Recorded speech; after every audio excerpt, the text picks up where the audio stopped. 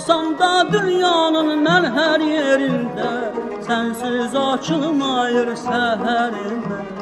Şeirimsən, mahnımsan, sözümsən Bakı, mənim uzaq görən gözümsən Bakı. Canım ciğerimsən, özümsən Bakı, sayıq keşikindir nəzərim məni. Öz mavi aynandır Xəzərim məni, öz mavi aynandır Xəzərim məni.